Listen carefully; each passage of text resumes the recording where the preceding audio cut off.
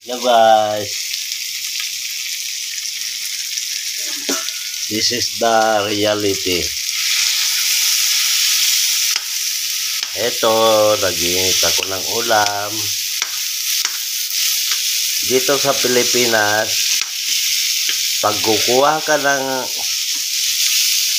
identification card, hahanapan ka ng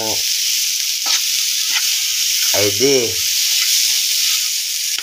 Pag maghahanap ka ng trabaho, hahanapan ka ng experience. Yun ang katotohanan. Kahit halimbawa, ex-abroad ka, hahanapan ka ng maraming bagay. Alam nyo guys, ito. Kahit na direct hire ka, isiman ni sila, lalo sa agency, napakadali ng pera. Ayan ang katotohanan dito sa Pilipinas, bulok na sistema. Bulok na sistema.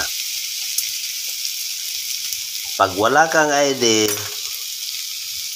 hindi ka makakapag-process ng kahit na NBI, kukuha ka ng NBI. Ano pa ka ng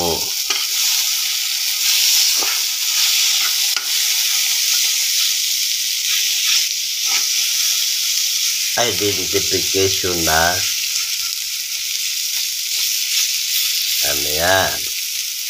Tapos bulok na bulok ang sistema. Imbes na isang araw lang lalabas yung NBI, magbilang ka ng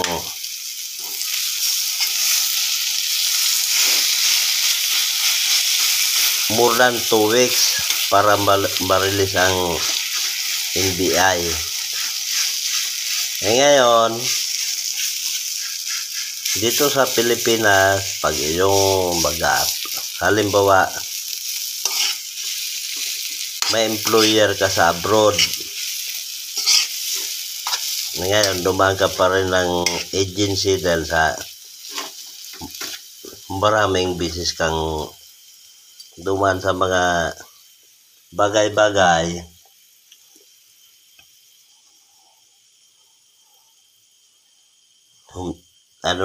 Basta maraming talagang napakadali ng pera para sa kanila.